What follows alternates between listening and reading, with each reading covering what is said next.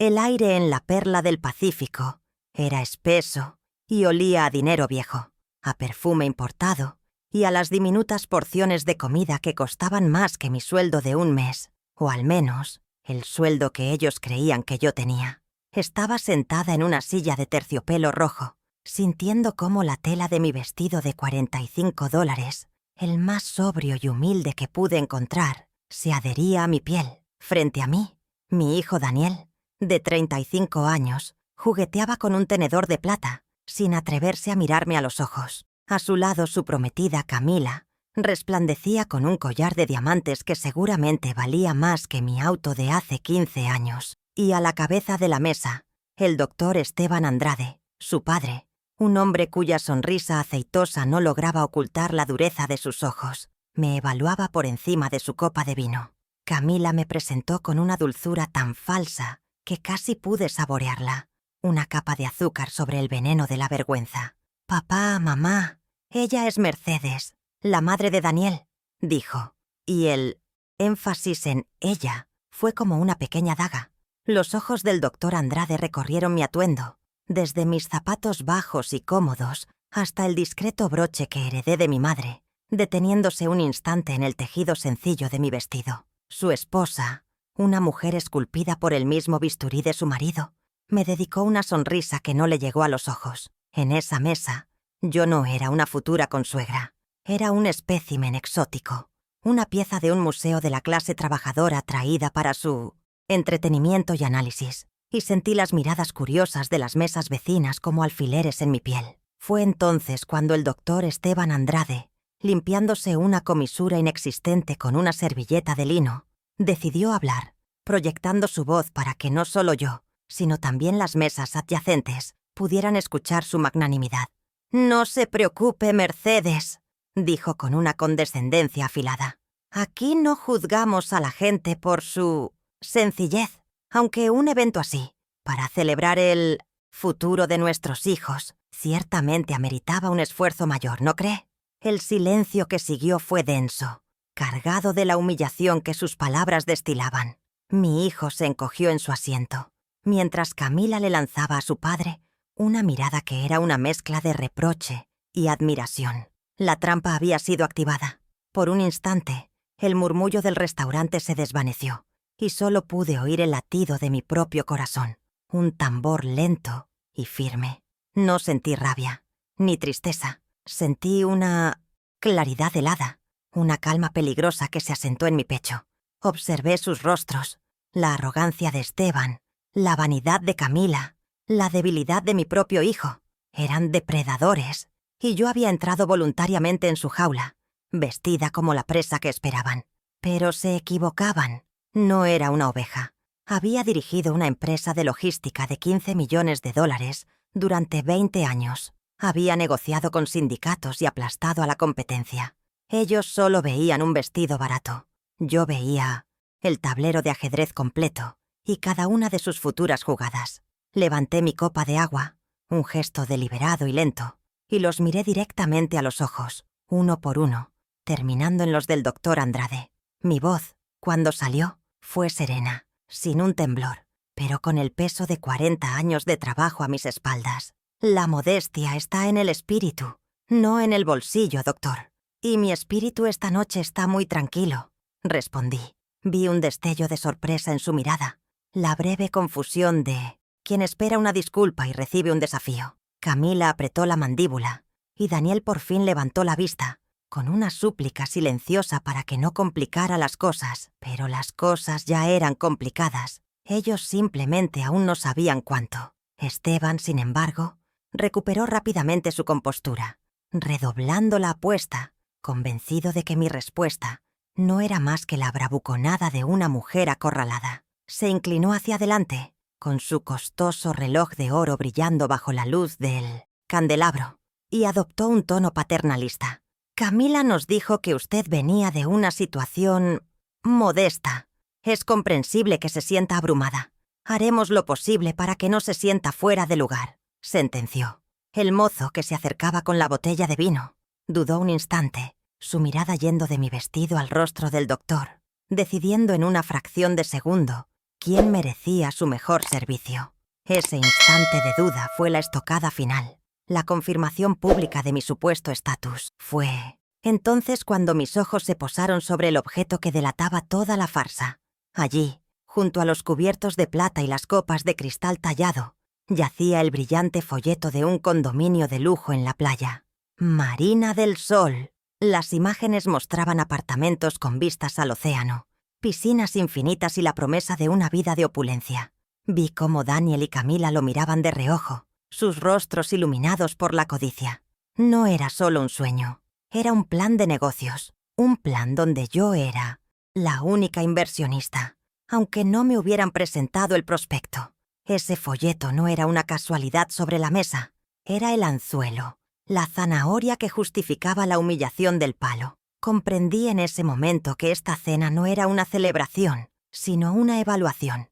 No estaban conociendo a la madre de Daniel, estaban midiendo la profundidad de mis bolsillos y la facilidad con la que podrían abrirlos. Mi actuación de mujer humilde no era solo una prueba para mí, sino un guión que ellos habían escrito para su propia conveniencia, para justificar sus acciones futuras. Fingirían ayudar a la pobre madre de Daniel, mientras le arrebataban todo lo que había construido.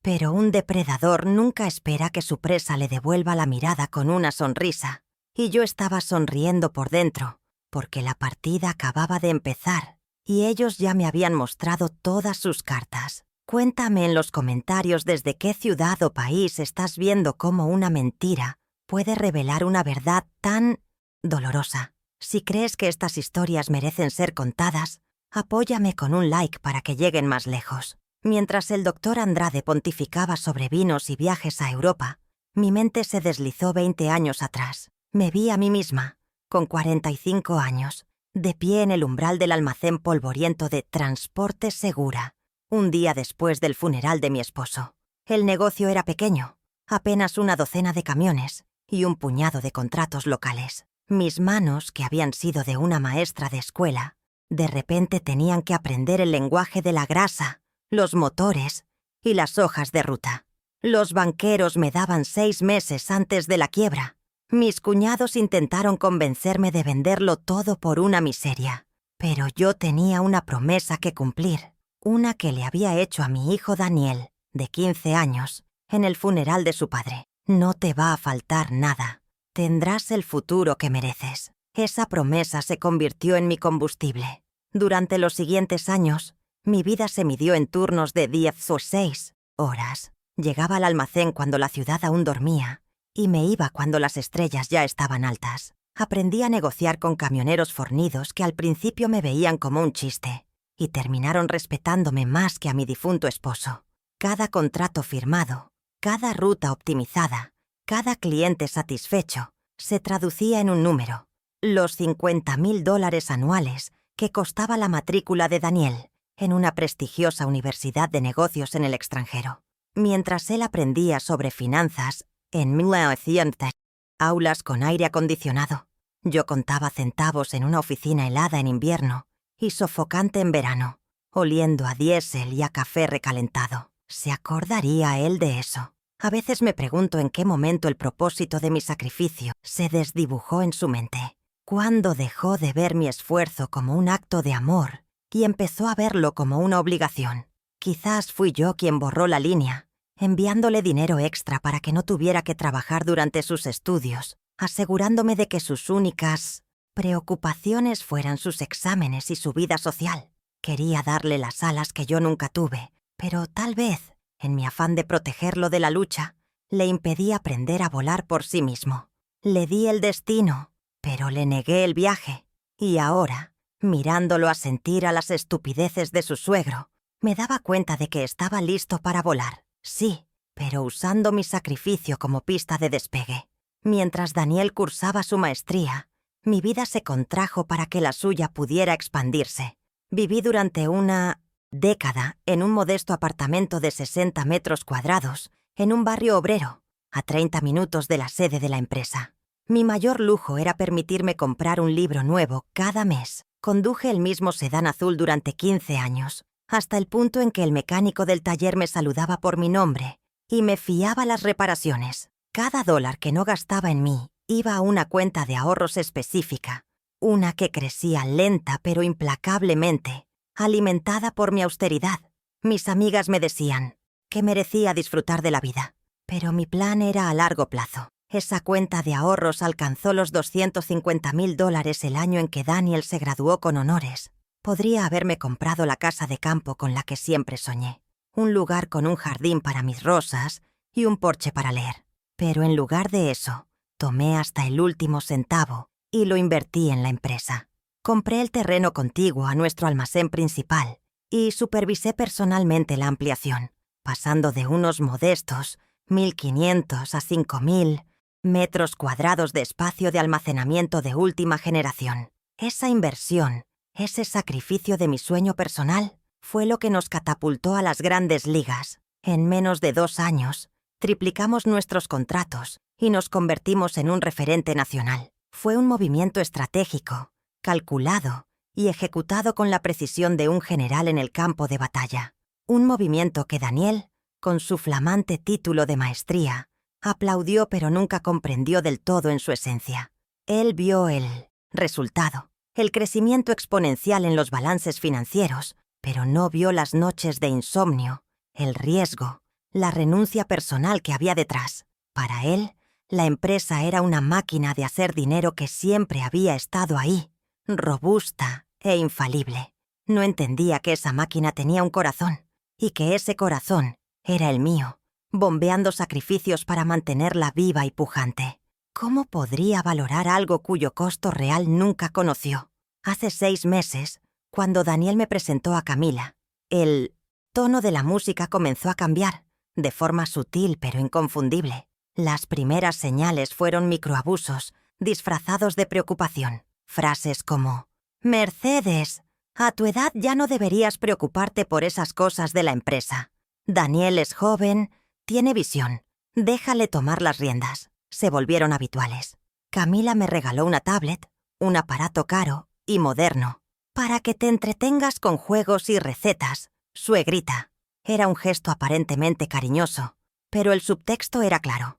Era un juguete para mantenerme ocupada, para apartarme del centro de poder, para convertirme en una reliquia decorativa en la empresa que yo había construido con mis propias manos. Poco después de ese regalo, comenzaron a aparecer los documentos, pequeños papeles que Camila me pasaba para firmar con una sonrisa encantadora, describiéndolos como meras formalidades para el contador, cosas de impuestos, ya sabes. Y yo, cegada por el deseo de ver a mi hijo feliz y de confiar en la mujer que él amaba, firmé mientras preparaba la cena, mientras veía las noticias, sin ponerme mis gafas para leer la letra pequeña. Confié. Fue un error de novata, un error que jamás habría cometido en mis negocios, pero que cometí como madre. Creí que estaba firmando para facilitarles la vida, sin darme cuenta de que estaba firmando mi propia abdicación. Esa confianza ciega era mi mayor debilidad, el amor incondicional por mi único hijo. Daniel era mi talón de Aquiles, y ellos lo habían descubierto. Habían estudiado mis movimientos, mis afectos, y habían diseñado su estrategia en torno a mi punto más vulnerable. Me mostraron un futuro brillante para Daniel, lleno de amor y éxito, y yo quise creerlo con todas mis fuerzas. Me convertí en una cómplice voluntaria de mi propia ruina, porque la idea de que mi hijo pudiera estar involucrado en algo tan cruel era simplemente impensable para mí. ¿Cómo podía un hijo, criado con tanto amor y sacrificio, usar ese mismo amor como un arma en mi contra? La humillación en este restaurante de lujo no era un hecho aislado. Era la culminación de un plan meticulosamente trazado. Era el momento en que sentían que su victoria era tan segura que ya no necesitaban fingir respeto. Me exhibían como un trofeo de su astucia, la vieja madre humilde que pronto sería desplazada por la nueva y brillante generación. Podían sentir el dinero ya en sus manos, el poder a su alcance. Lo que no sabían era que esa vieja humilde tenía una memoria fotográfica para los números y las cláusulas de los contratos. Una vez que decidí a leerlos, y yo ya había empezado a leer, cada recuerdo de mis manos cubiertas de grasa, de las cenas solitarias en mi pequeño apartamento, de las cifras creciendo en la cuenta de ahorros, no me llenaba de nostalgia, sino de una furia fría y calculadora. No era el dinero lo que me dolía perder, era el desprecio por el esfuerzo, la anulación de mi historia, la traición a la confianza más sagrada que existe, la de una madre hacia su hijo. Mi sacrificio no había sido en vano. Se había convertido en el capital que ahora usaría para financiar mi respuesta. Ellos creían que yo era el pasado, un obstáculo a eliminar. Estaban a punto de descubrir que yo era, y siempre sería, la dueña del tablero. Creí que le daba herramientas para el futuro, pero él solo veía un cajero automático. Durante años, pensé que estaba construyendo un legado para mi hijo, un imperio que él dirigiría con sabiduría y gratitud. Esa noche, en ese restaurante, rodeada de lujos que yo misma había financiado en secreto, me di cuenta de mi error. No estaba criando a un heredero, estaba criando a un usurpador. Y ahora tenía que enseñarle la lección más dura de todas, que los imperios no se heredan sin más, se defienden. Y yo estaba lista para la guerra. La semana que siguió a la cena en La Perla del Pacífico fue un silencioso campo de batalla en mi propia casa.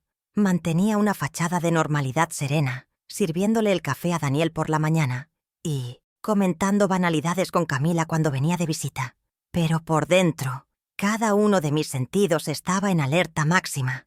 Había pasado de ser una madre confiada a una estratega en territorio enemigo.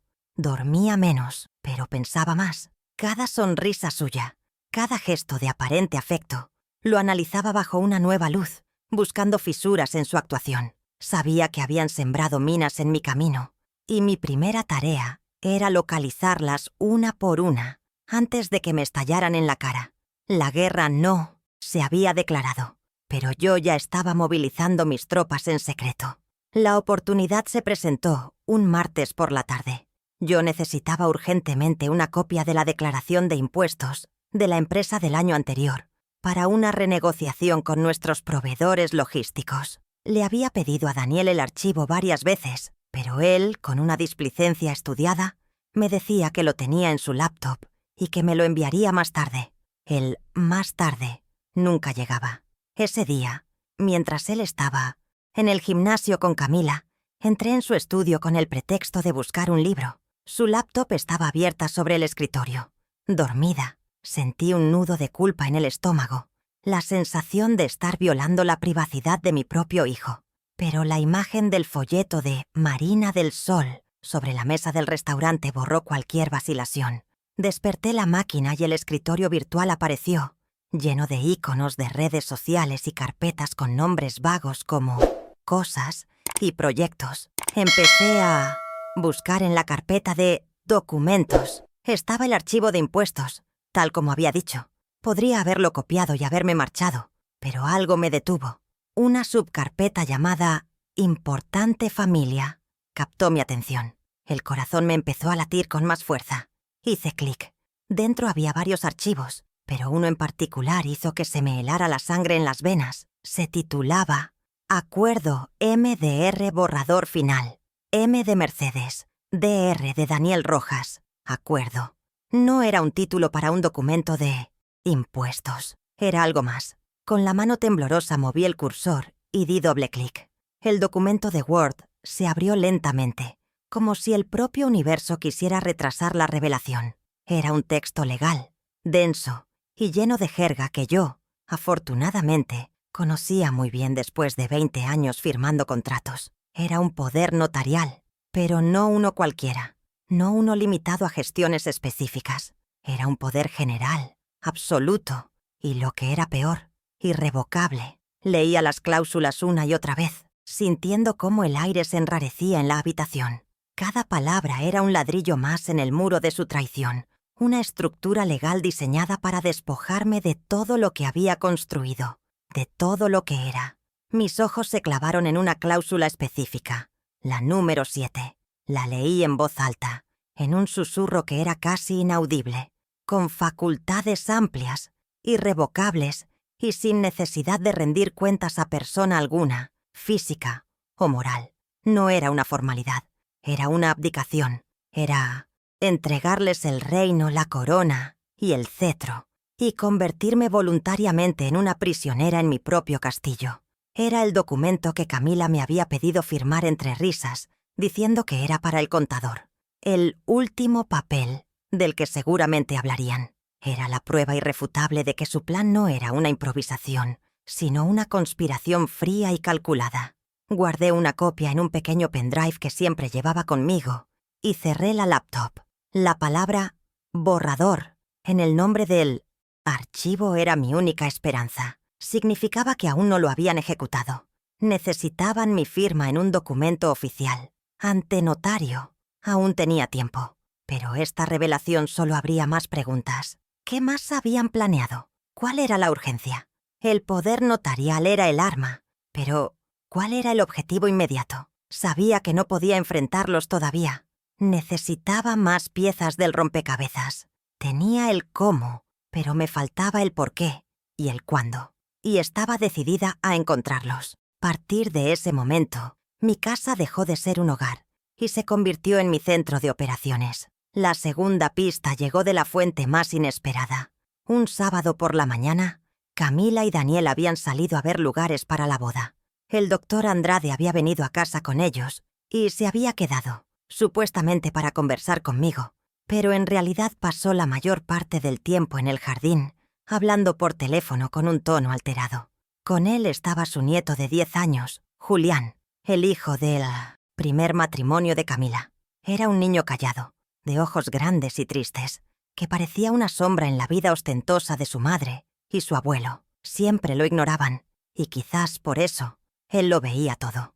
Yo estaba en el porche, podando mis rosales, fingiendo una calma que no sentía. Julián estaba sentado en el césped con la tablet de su abuelo, jugando a un videojuego con el volumen demasiado alto. El doctor Andrade, después de terminar una llamada particularmente acalorada, entró en la casa, furioso, sin siquiera mirar al niño. Julián, ajeno al drama de los adultos, seguía inmerso en su juego. Yo lo observaba por el rabillo del ojo, sintiendo una punzada de compasión por su soledad. Era un peón en su juego, igual que yo, solo que él ni siquiera era consciente de ello. ¿Qué clase de futuro le esperaba con esa familia? De repente, el niño soltó un grito de frustración. El juego se había trabado. «¡No funciona! ¡Abuelo!», gritó, pero Esteban no respondió.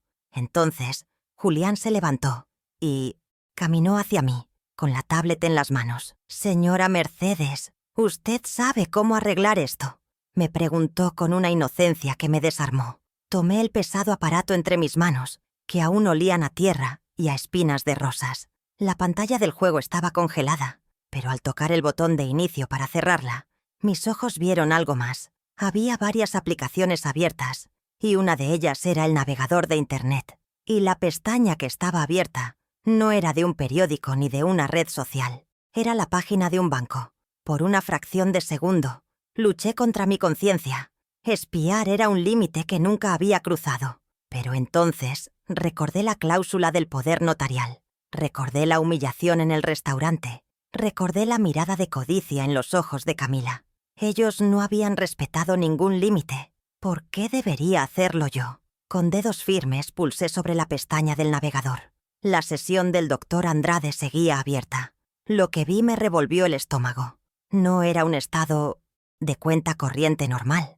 Era el historial de una cuenta de tarjeta de crédito, y la lista de transacciones era una hemorragia de dinero hacia sitios de apuestas online. Las transferencias eran casi diarias, cantidades que iban desde los 500 hasta los $5.000. La lista seguía y seguía, un testimonio digital de una adicción desesperada. Y al final de la página, en un rojo agresivo y parpadeante, estaba el saldo total de la deuda. $85.000. Saqué mi teléfono disimuladamente, fingiendo que buscaba la solución al juego del niño, y tomé una fotografía nítida de la pantalla. Le devolví la tablet a Julián después de reiniciar el juego, y le agradecí con una sonrisa. Él no tenía idea del arma que acababa de entregarme. El rompecabezas empezaba a tomar una forma aterradora. Ahora todo tenía sentido. La prisa no era por la boda, era por las deudas. El doctor Andrade no era solo un hombre arrogante que buscaba un ascenso social para su hija. Era un ludópata al borde del abismo financiero.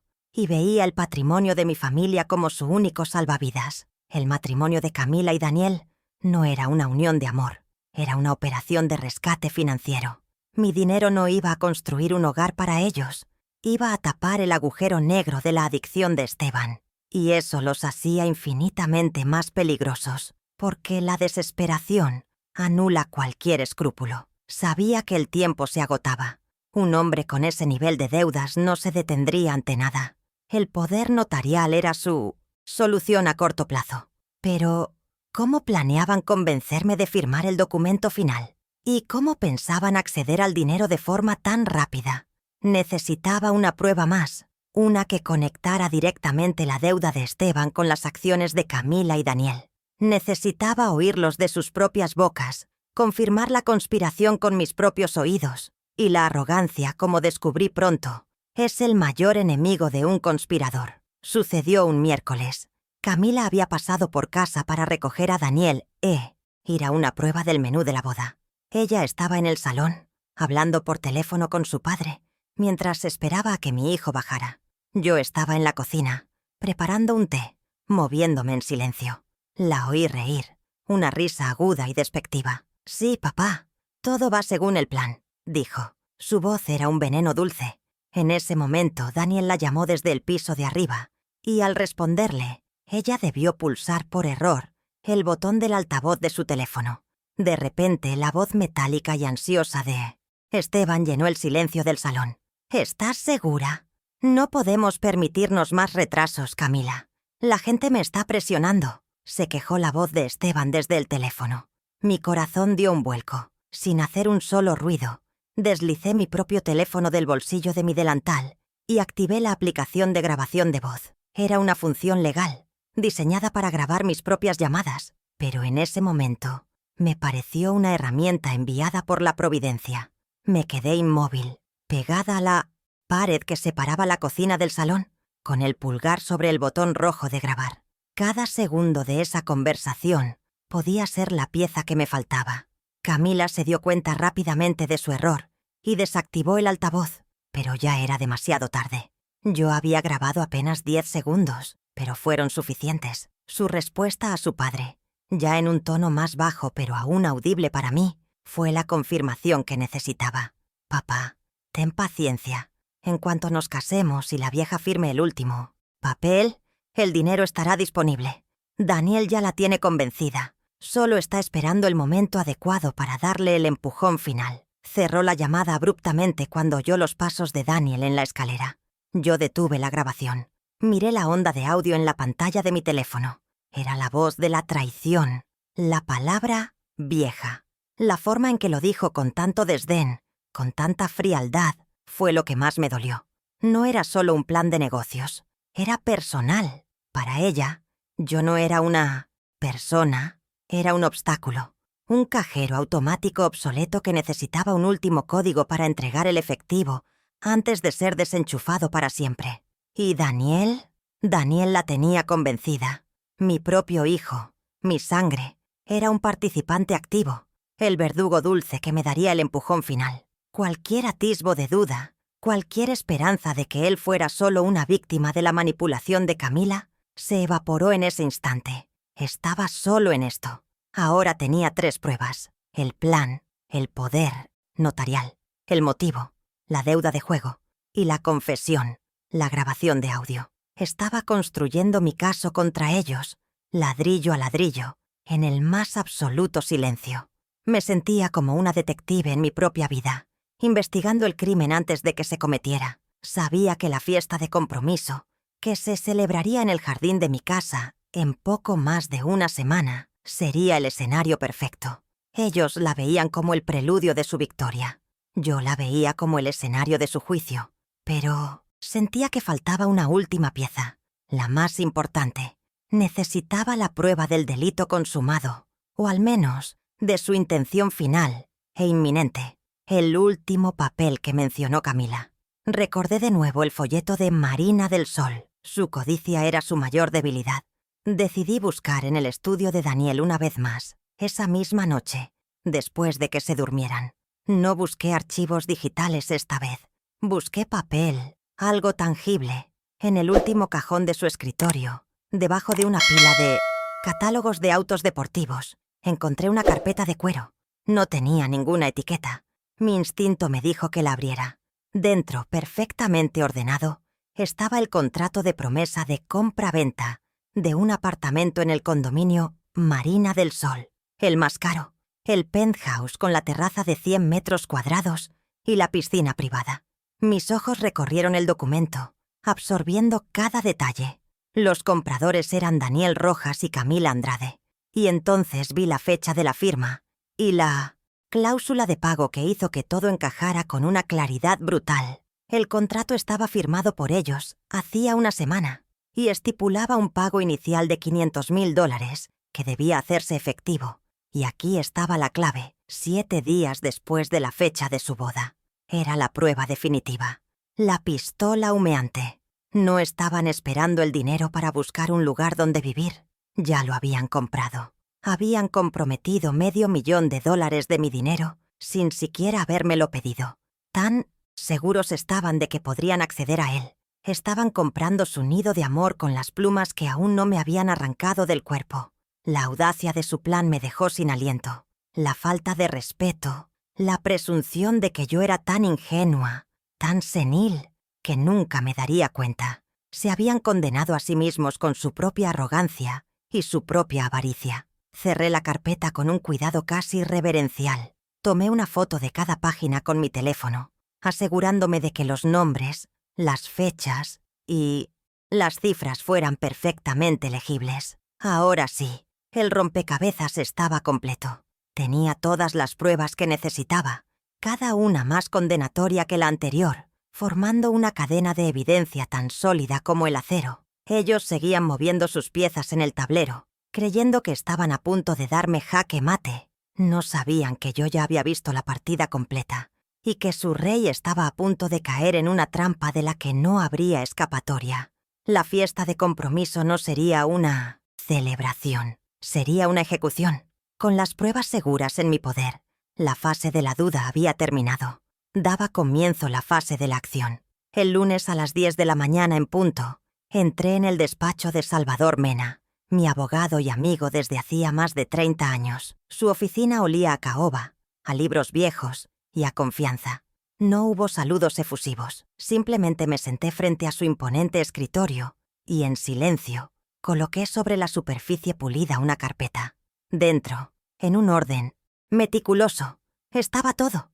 Una impresión del borrador del poder notarial, la fotografía del estado de cuenta del doctor Andrade, una transcripción de la grabación de audio y las imágenes del contrato de compra-venta del condominio. Salvador se puso sus gafas de leer y comenzó a examinar los documentos, uno por uno. El silencio en la habitación era denso, roto únicamente por el suave pasar de las hojas. Vi cómo la expresión de Salvador pasaba de la concentración profesional a una indignación contenida. Su mandíbula se tensó y sus dedos, normalmente tranquilos, tamborilearon sobre la mesa. Cuando terminó de leer el último papel, se quitó las gafas lentamente y me miró. No vi lástima en sus ojos, sino una furia helada que reflejaba la mía. «Son unos buitres, Mercedes, y han criado a tu hijo para que sea uno de ellos», dijo con una voz grave. Yo asentí, sintiendo un extraño alivio al oír la verdad en boca de otra persona, al validar la monstruosidad de lo que había descubierto. Me quitaron el respeto, Salvador. El dinero es solo la herramienta que usaré para recuperarlo, le dije, y mi voz era firme, sin un ápice de autocompasión. Él entendió perfectamente. No se trataba de una disputa familiar por una herencia, se trataba de una OPA hostil a mi vida, a mi legado. Pasamos la siguiente hora trazando una estrategia. Salvador confirmó que el borrador del poder, junto con las demás pruebas, constituía una clara evidencia de intento de fraude.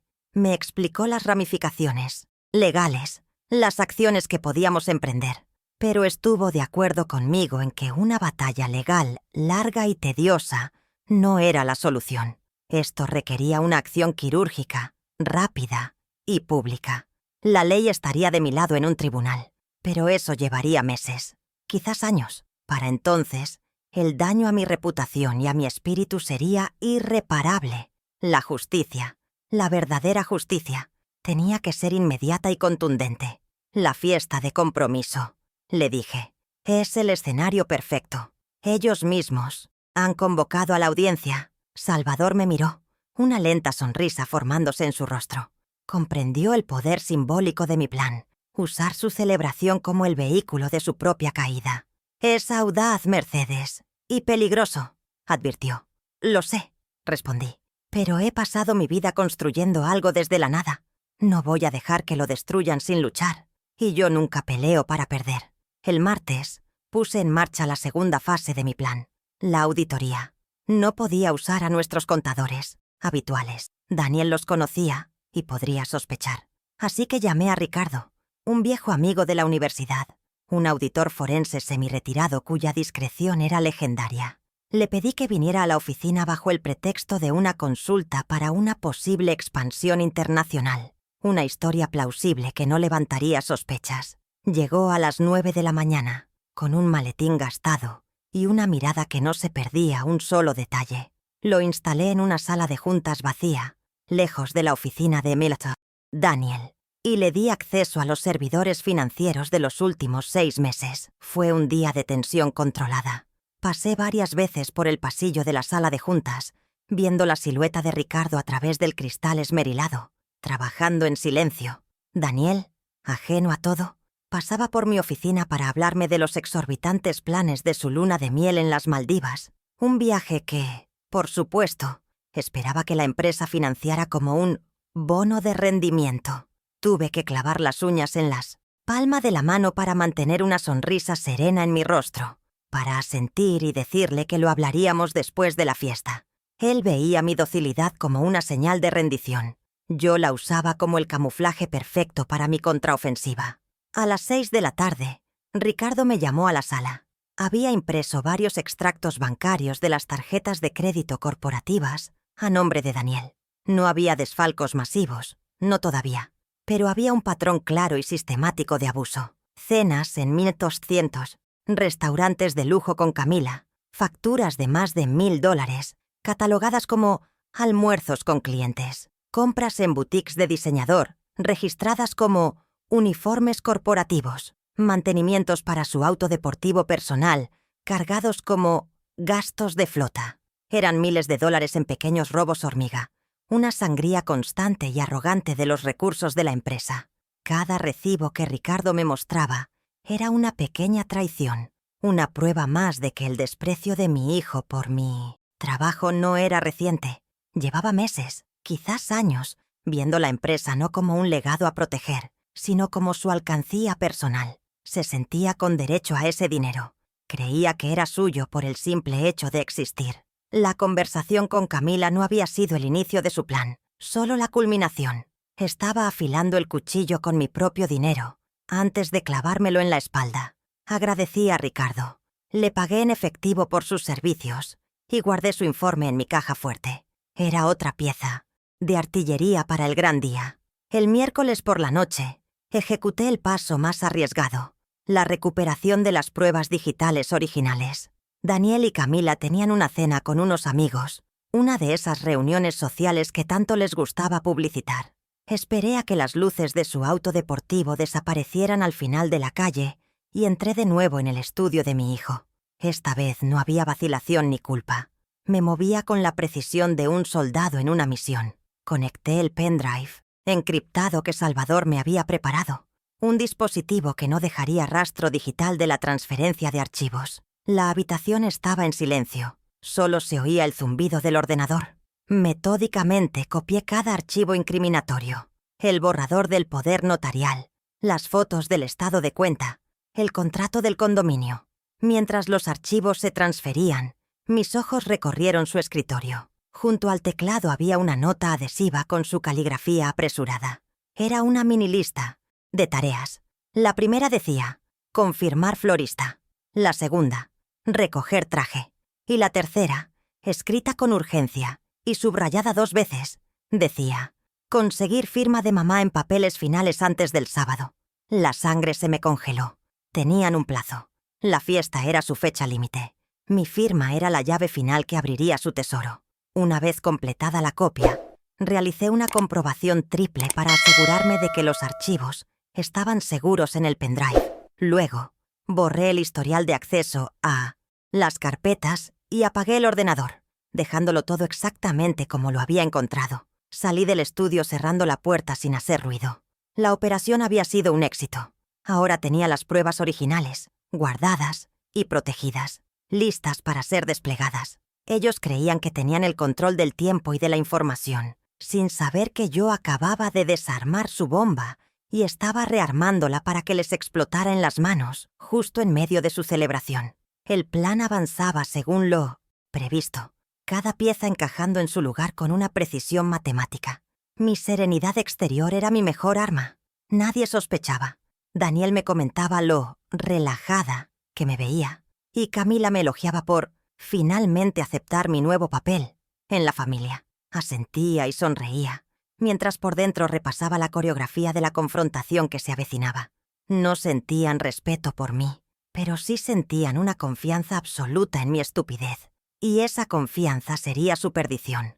Estaban tan ocupados, celebrando su supuesta victoria, que no se dieron cuenta de que estaban marchando directamente hacia mi emboscada. El viernes fue el día de los preparativos finales, el día de poner el escenario para el acto final. A primera hora de la mañana, llamé al organizador de eventos que Daniel y Camila habían contratado para la fiesta de compromiso. Con mi voz más dulce y amable, le hice una petición especial. «Quiero darles una sorpresa a los novios», le dije. Algo muy emotivo. Podría instalar una pantalla grande y un proyector en el jardín. También necesitaré un micrófono inalámbrico. He preparado un montaje de fotos de la infancia de Daniel y quiero dedicarles unas palabras. El organizador, un joven entusiasta, me aseguró que no habría ningún problema. «¡Qué detalle tan hermoso, señora Mercedes!», exclamó. Pasé el resto de la mañana en mi despacho, no preparando un emotivo video de infancia, sino creando una presentación de diapositivas letal. Cada prueba era una diapositiva. Primero, el contrato del condominio, con los nombres y las fechas resaltados en rojo. Segundo, la captura de pantalla de la deuda de juego del Dr. Andrade, con la cifra de $85.000 ampliada. Tercero, la imagen de la onda de audio de la grabación, un símbolo visual de su traición. Y para el gran final, la cláusula número 7 del poder notarial, proyectada en letras grandes y claras para que nadie pudiera dudar de su significado. Era un dossier de su codicia. No era un acto de venganza impulsiva, sino la ejecución de una sentencia cuidadosamente considerada. Cada prueba estaba ordenada para aumentar el impacto, para desmantelar su credibilidad capa por capa, frente a las 100 personas más importantes de su círculo social, socios de la empresa, viejos amigos de la familia, las personas cuya opinión más valoraban. No habría gritos ni escenas melodramáticas por mi parte. Mi presentación sería fría, fáctica y devastadora. Usaría sus propias acciones, sus propias palabras, sus propias cifras, como las armas para despojarlos de todo. Esa tarde caminé por el jardín. Los equipos de montaje estaban instalando las luces de colores en los árboles y montando la gran pantalla blanca al fondo, junto a mis rosales. El lugar se estaba transformando. Lo que ellos veían como el escenario de su triunfo social, el momento en que consolidarían su poder y su estatus, yo lo veía de otra manera. El jardín, que iba a ser testigo de una unión fraudulenta, se convertiría en un tribunal al aire libre, un lugar donde la verdad, por dura que fuera, saldría a la luz. Y yo no sería la víctima. Yo sería la fiscal, la jueza y el jurado. El sábado llegó, bañado por un sol radiante que parecía burlarse de la tormenta que estaba a punto de desatar. A las 6 de la tarde, una hora antes de que llegaran los primeros invitados, realicé mis 2 últimos movimientos, coordinados con Salvador con la precisión de un reloj. Recibí un escueto mensaje de texto de él en mi teléfono. Decía: «Notificación entregada en el domicilio del Dr. Andrade. Acuse de recibo firmado». Un mensajero judicial acababa de entregarle a Esteban un requerimiento extrajudicial, informándole de que estaba bajo investigación por intento de fraude y conspiración. Quería que llegara a mi fiesta con el miedo metido en el cuerpo. Mientras imaginaba el rostro de Esteban leyendo ese documento, yo estaba sentada en mi despacho, realizando el segundo movimiento. Abrí el portal bancario de la empresa, navegué hasta la sección de administración de usuarios y con 2 clics firmes y deliberados, procedí. Primero cancelé la tarjeta de crédito corporativa American Express Platino de Daniel, con efecto inmediato. Segundo, revoqué sus privilegios de acceso a las cuentas de inversión de la compañía. En menos de 30 segundos, su poder financiero dentro de Transportes Segura había sido reducido a 0. Aún era gerente de operaciones en el organigrama, pero su chequera ahora estaba vacía. Me levanté y me miré en el espejo. Llevaba un vestido elegante pero discreto, de un color azul profundo. Estaba serena. No había rastro de la mujer humillada del restaurante. La mujer que devolvía la mirada era la CEO de una empresa multimillonaria, una estratega que había pasado la semana construyendo una fortaleza inexpugnable. El flujo de dinero se había cortado. La amenaza legal se había insinuado. El escenario estaba listo. Los actores estaban a punto de llegar, sin saber que sus papeles en la obra habían sido reescritos por completo. La segunda fase, la fase pública, empezaba ahora, y no habría vuelta atrás. Cada paso que di esa semana fue un eslabón en la cadena que ahora los ataba. Cada prueba descubierta, cada consulta legal, cada decisión silenciosa. Habían subestimado mi inteligencia, pero sobre todo, habían subestimado mi resolución. Creían que el amor de una madre era un sinónimo de ceguera, una debilidad a explotar. Estaban a punto de aprender, de la manera más dura posible, que el amor de una madre también puede ser una fuerza implacable, una espada de doble filo que protege lo que es suyo, con una ferocidad que no conoce límites. La fiesta podía comenzar. Estaba lista. La fiesta comenzó como una escena sacada de una revista de sociedad. 100 invitados elegantemente vestidos paseaban por mi jardín, ahora transformado en un paraíso de luces de hadas y arreglos florales. La música de un cuarteto de cuerdas flotaba en el aire, mezclándose con el tintineo de las copas de champán. Yo me movía entre los grupos, recibiendo cumplidos por la organización, actuando como la perfecta anfitriona, la madre orgullosa. Daniel y Camila eran el centro de atención, recibiendo abrazos y felicitaciones, con sonrisas que no vacilaban. Él, en su traje de diseñador. Ella, con un vestido que gritaba el precio que yo sabía que no podían pagar. A la distancia vi llegar al doctor Andrade. Su rostro estaba pálido y su sonrisa era forzada. La notificación de Salvador había dado en el blanco. El primer acto de mi obra se desarrolló cerca de la barra de bebidas. Daniel, sintiéndose el rey de la noche, había decidido por su cuenta pedir una caja adicional del champán más caro, un capricho de $5,000. El capitán de los meseros, un hombre eficiente con un discreto auricular, se le acercó con la terminal de pago portátil. «Señor Rojas, necesitaría su tarjeta para este cargo extra». «¿Cómo solicitó?», dijo en voz baja, pero no lo suficientemente baja como para que los invitados cercanos, varios de ellos socios importantes de mi empresa, no lo escucharan. Daniel, con la arrogancia de quien se sabe intocable, sacó su billetera y extrajo la brillante tarjeta American Express Platino Corporativa. Era su símbolo de estatus, su varita mágica. La deslizó por la ranura con un gesto teatral. Un segundo de silencio.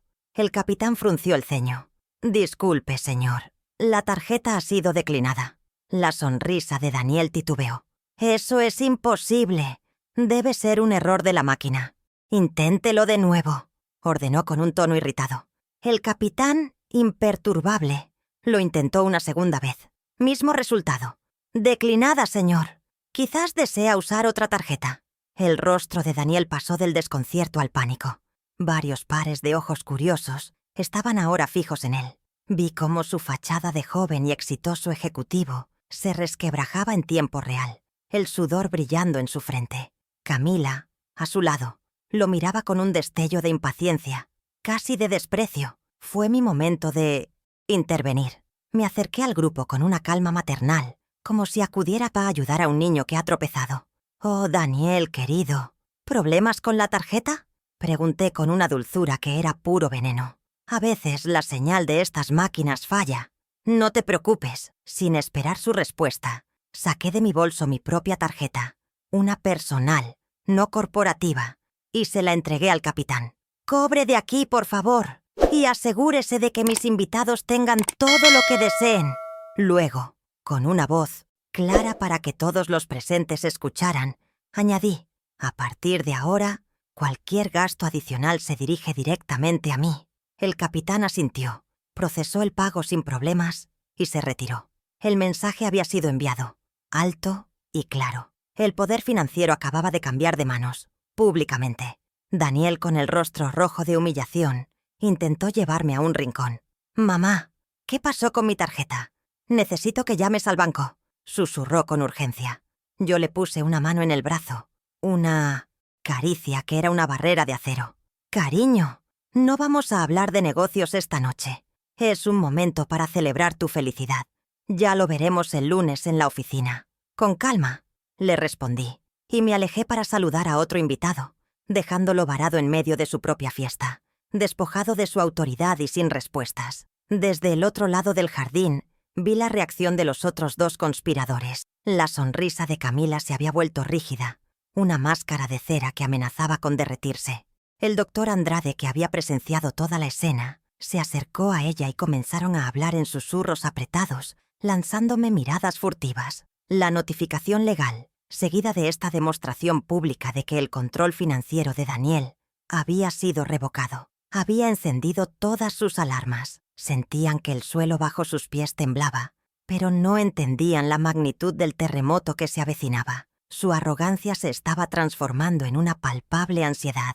Esta pequeña victoria, sin embargo, no resolvía nada de fondo. Era solo una escaramuza, una demostración de fuerza para desestabilizarlos antes de la batalla final. El poder notarial, la amenaza principal, seguía latente en algún cajón, esperando mi firma. Su plan de despojarme de mi empresa seguía intacto. De hecho, mi jugada podría haberlos vuelto más desesperados, más peligrosos. Ahora sabían que yo sospechaba algo. Aunque no supieran cuánto sabía, esto los obligaría a actuar, a presionarme esa misma noche. La tensión en el aire del jardín se había vuelto casi eléctrica. La fiesta había dejado de ser una celebración para convertirse en una tensa espera. Los vi agruparse cerca de la fuente, Daniel gesticulando con impotencia, Camila con una expresión fiera y Esteban hablando con una urgencia sombría. Ya no parecían los anfitriones felices, sino un trío de conspiradores cuya trama había sufrido un revés inesperado. Las máscaras se estaban cayendo, incluso antes de que yo comenzara mi acto principal. El organizador del evento se acercó a mí. «Señora Mercedes, en 5 minutos comenzarán los discursos. ¿Está lista?». Asentí con una sonrisa tranquila. El pequeño incendio de la tarjeta de crédito estaba controlado. Ahora era el momento de quemar su imperio de mentiras hasta los cimientos, y tenía el combustible y los fósforos en mi mano.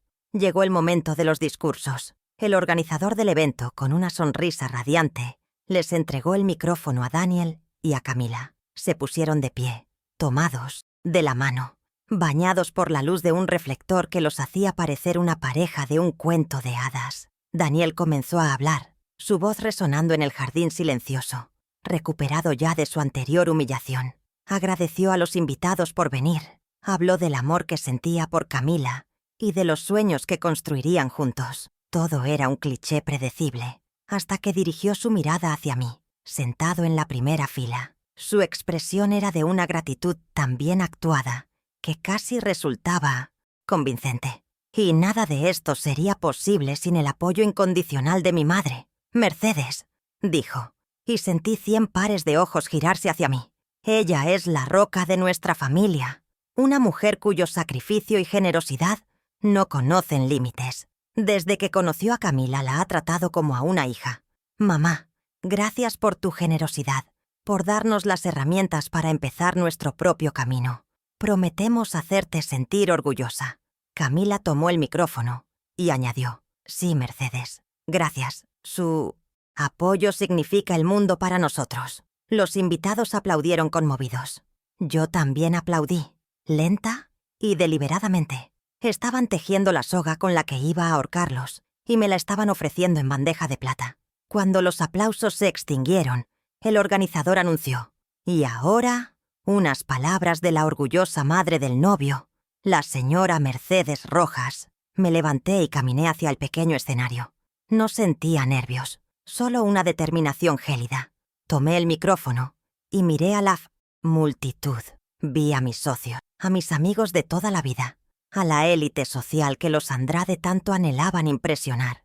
Luego, mis ojos se posaron en ellos tres, que me miraban con sonrisas condescendientes, esperando un discurso sentimental y lloroso. Esperaban que la vieja humilde validara públicamente su narrativa. ¡Qué equivocados estaban! Respiré hondo y me acerqué al micrófono. La primera frase salió clara y cortante, rompiendo la atmósfera cálida de la noche. «Buenas noches a todos. Daniel, Camila, gracias por sus amables palabras». Hice una pausa, dejando que el silencio se asentara. Hablaron de generosidad. Es una hermosa palabra, pero he aprendido que la generosidad, como la confianza, debe ganarse, no debe exigirse ni asumirse. Un murmullo recorrió a los invitados. Las sonrisas en los rostros de Daniel, Camila y Esteban se congelaron. Se miraron unos a otros, confundidos. El tono de la fiesta acababa de cambiar irrevocablemente. «Para celebrar su compromiso», continué, «me pidieron una contribución para su nuevo hogar. Y como quiero que empiecen con buen pie, he decidido mostrarles esta noche mi regalo». Hice una seña discreta al técnico de sonido. La gran pantalla detrás de mí cobró vida, pero no apareció un montaje de fotos de la infancia. Lo que se proyectó, en alta definición, fue la primera página del contrato de compra-venta del penthouse en Marina del Sol. Me conmovió profundamente que ya estuvieran planeando su futuro con tanto detalle. Dije, mi voz resonando con una ironía glacial. Tanto que firmaron este contrato hace una semana, comprometiendo un pago inicial de $500,000 antes siquiera de pedir mi bendición. El silencio en el jardín era ahora total, absoluto. Solo se oía el zumbido de un insecto contra una de las luces. Todos los ojos estaban fijos en la pantalla, en los nombres de Daniel y Camila, en las cifras exorbitantes. Luego, las miradas se desviaron hacia la pareja de novios. Daniel estaba pálido, como el papel, con la boca entreabierta, sin entender cómo ese documento privado estaba siendo expuesto a la vista de todos. Camila tenía una expresión de puro horror, su rostro una máscara de pánico. Habían sido atrapados en su primera mentira, la más tangible, y la humillación pública apenas estaba comenzando. Pude ver a Daniel intentando formular una excusa, buscando las palabras para salir de esa situación, pero no le di tiempo. Avancé a la siguiente diapositiva de mi presentación.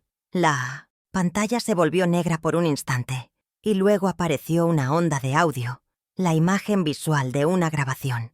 Quizás solo fueron demasiado entusiastas, un arrebato de jóvenes enamorados, concedí con falsa magnanimidad. A veces, en la emoción del momento decimos cosas que no sentimos realmente. Y entonces, pulsé el botón de reproducir. La voz de Camila, nítida y cruel, llenó el jardín. «Papá, ten paciencia. En cuanto nos casemos y la vieja firme el último papel, el dinero estará disponible». Un jadeo colectivo recorrió a la audiencia. La palabra «vieja», cargada de desprecio, resonó entre los árboles y los rosales. Fue un golpe directo, innegable. Vi a Camila llevarse una mano a la boca, sus ojos llenos de lágrimas de rabia y vergüenza. El doctor Andrade dio un paso hacia ella, como para protegerla, pero se detuvo, paralizado por la exposición. Daniel me miraba fijamente. Su expresión era una mezcla de incredulidad y una súplica desesperada. Pero yo no había terminado. El veneno de su conspiración tenía que ser extraído por completo, gota a gota, frente a todos los testigos que ellos mismos habían convocado.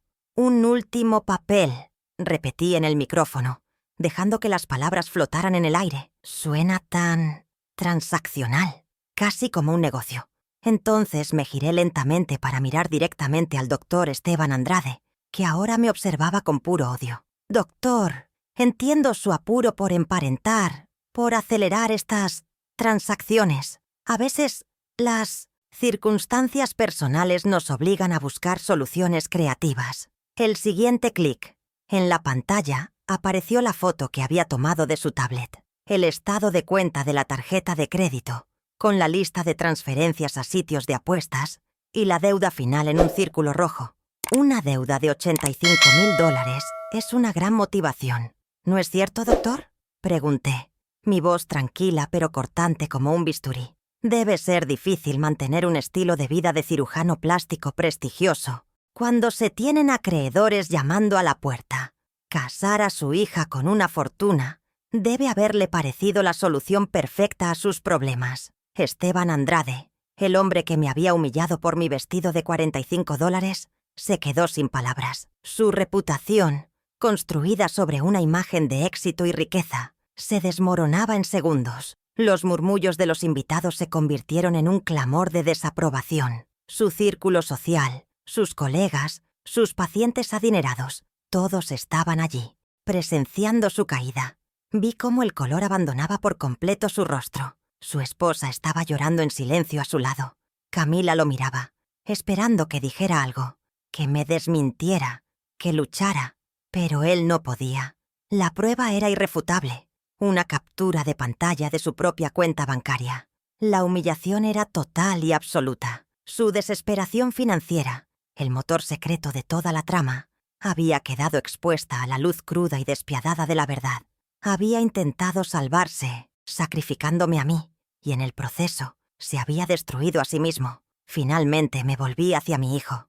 Mi voz, por primera vez, se tiñó de una profunda tristeza, pero no de debilidad. Y tú, Daniel, mi hijo, el hombre que crié para ser honorable y trabajador, el que vino a mí con estos papeles, asegurándome que eran meras formalidades para el contador. Hice la última seña al técnico. La diapositiva final apareció, llenando la pantalla con el texto legal de la cláusula número 7 del poder notarial. Las palabras facultades amplias, irrevocables y sin necesidad de rendir cuentas se veían enormes, lapidarias. Esto, Daniel, no es una formalidad, dije, mi voz recuperando su firmeza de acero. Esto es el fin de todo lo que tu padre y yo construimos. Es una sentencia de muerte para mi autonomía, para mi dignidad. Es el precio que estabas dispuesto a pagar por un auto deportivo y un apartamento de lujo. Es el precio de tu alma. Hice una pausa, mirándolo directamente a los ojos, dejando que el peso de mis palabras lo aplastara.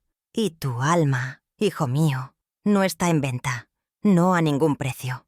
El silencio que siguió fue el de un funeral. Daniel se derrumbó, no físicamente, pero sí espiritualmente. Su rostro se contrajo en una máscara de dolor y vergüenza, y finalmente entendió. Entendió que no había vuelta atrás, que no había excusa posible. Había sido expuesto no solo como un ladrón, sino como un hijo que había traicionado la confianza más sagrada. La fiesta, su fiesta, se había convertido en su juicio y sentencia. La audiencia, sus amigos, eran ahora los testigos de su deshonor. Entonces, sin cambiar mi tono sereno, procedí a dictar las consecuencias. Para que todos lo tengan claro y para evitar futuros malentendidos, quiero anunciar 3 medidas que se han hecho efectivas esta misma tarde. La multitud escuchaba, expectante. Primero, a nivel financiero. A partir de las 6 de la tarde, todas las tarjetas de crédito corporativas y el acceso a las cuentas de la empresa a nombre de Daniel Rojas han sido revocados permanentemente. El auto deportivo, que es un activo de la empresa, será devuelto a la agencia el lunes por la mañana. Segundo, a nivel patrimonial, continué. Cualquier proceso, borrador o conversación sobre una cesión de poder o administración de transporte segura queda, por supuesto, anulado. Además, el lunes a las 9 de la mañana comenzará una auditoría forense completa de los últimos 2 años de la gestión de Daniel como gerente de operaciones. Espero las llaves de tu oficina en mi escritorio a primera hora. Daniel. Cada palabra era un clavo en el ataúd de su carrera y de su estilo de vida. Y tercero, a nivel social. Hice una pausa y miré a mi alrededor. No necesitaba decir nada más. Vi al doctor Andrade tomar a su hija del brazo y, sin decir una palabra, abrirse paso entre la multitud de invitados que se apartaban de ellos como si tuvieran una enfermedad contagiosa. Su salida fue rápida, silenciosa y absolutamente humillante. Los cuchicheos y las miradas de desprecio los siguieron hasta que desaparecieron en la oscuridad de la noche. La alianza se había roto. El castillo de naipes se había derrumbado. Camila ni siquiera miró a Daniel al irse.